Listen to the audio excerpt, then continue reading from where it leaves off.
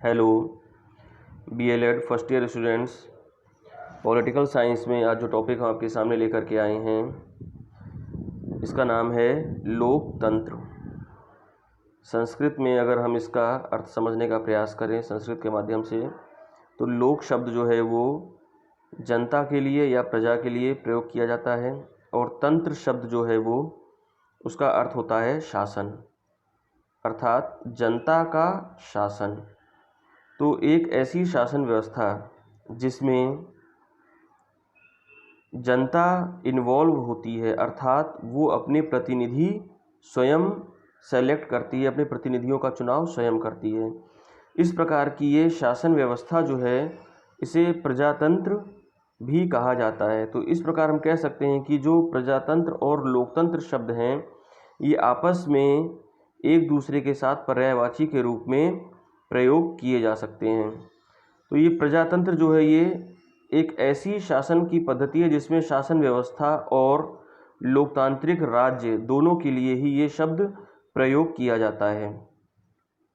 यद्यपि लोकतंत्र शब्द का प्रयोग राजनीतिक संदर्भ में किया जाता है, किंतु लोकतंत्र का सिद्धांत दूसरे समूहों और संगठनों के लिए भी संगत है। मूलतः लोकतंत्र भिन्न भिन्न सिद्धांतों के मिश्रण से बनते हैं।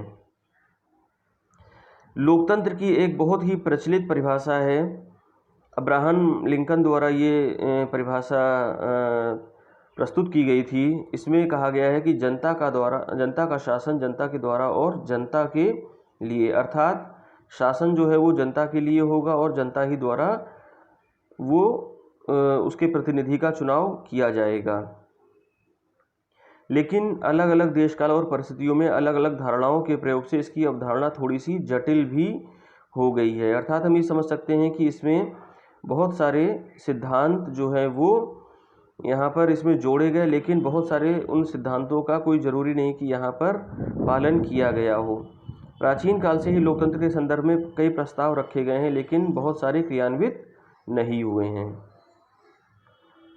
प्रतिनिधि लोकतंत्र में जनता सरकारी अधिकारियों को सीधे चुनती है।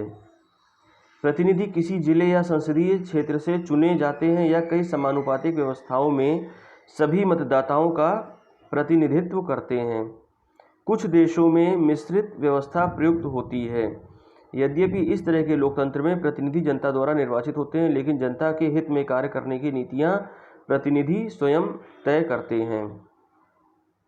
तो यहाँ पर हम ये देखते हैं कि सबसे प्रमुख बात यहाँ पर जो निकल करके आती है वो ये है कि जो रिप्रेजेंटेटिव हैं, प्रतिनिधि हैं, वो जनता के द्वारा ही चुने जाते हैं। सबसे इम्पॉर्टेंट बात लोकतंत्र में या प्रजातंत्र शासन व्यवस्था में यही होती है। कुछ देश ऐसे भी हैं जहाँ पर मिश्रित शासन व्यवस्था कार्य कर रही है, वहाँ पर कुछ परंपरागत रूप से जैसे राजतंत्र के रूप में और लोकतंत्र दोनों वहाँ पर कार्य कर रहे हैं।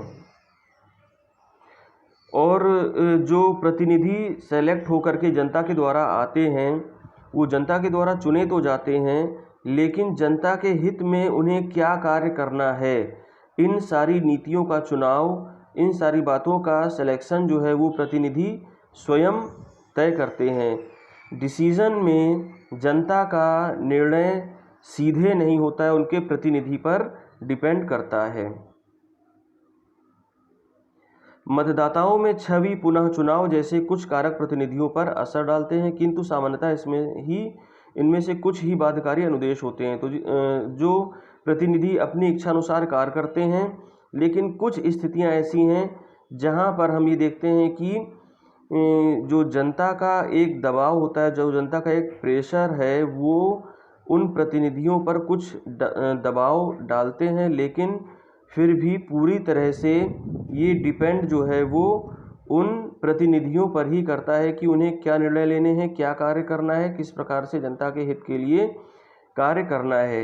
इस प्रणाली की सबसे खास विशेषता ये है कि नियमित अंतराल पर उस देश के संविधान के अनुसार जो भी एक समय ड्यूरेशन रखा जाता है प्रतिनिधि के कार्यकाल के लिए, वो ड्यूरेशन समाप्त होने पर पुनः चुनाव होते हैं।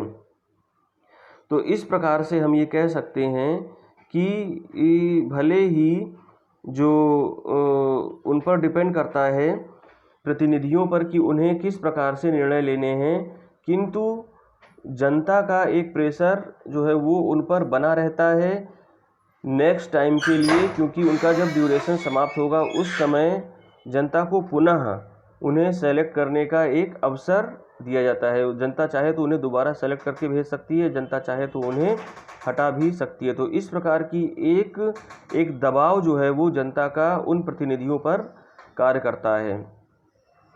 अब हम बात करते हैं लोकतंत्र के प्रकार की। इसमें सबसे पहले आता है उदार लोकतंत्र। उदार लोकतंत्र जो है वो एक तरह का प्रतिनिधि लोकतंत्र है। इसमें स्वच्छ और निष्पक्ष चुनाव होते हैं।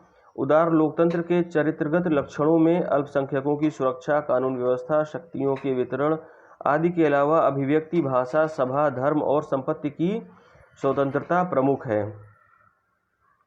उदार लोकतांत्रिक देशों में वंचित वर्ग का सशक्तिकरण किया जाता है जिससे देश की उन्नति हो। उदार लोकतंत्र में लोगों का यानी कि नागरिकों को शिक्षा, स्वास्थ्य और बुनियादी सुविधाओं का लाभ देना सरकार या राज्य का कर्तव्य होता है। अब इसका है प्रत्यक्ष लोकतंत्र। प्रत्यक्ष लोकतंत्र में सभी नागरिक सारे महत्वपूर्ण नीतिगत फैसलों पर मतदान करते हैं। इसे प्रत्यक्ष कहा जाता है क्योंकि सैद्धांतिक रूप से इनमें कोई प्रतिनिधि या मध्यस्थ नहीं होता है। सभी प्रत्यक्ष लोकतंत्र छोटे समूह या नगर राष्ट्रों में होते हैं। अब हम बात करते हैं लोकतंत्र की विशेषताओं की। सबसे पहला पॉइंट है इसमें जनता को अपने प्रतिनिधि चुनने की स्वतंत्रता होती है।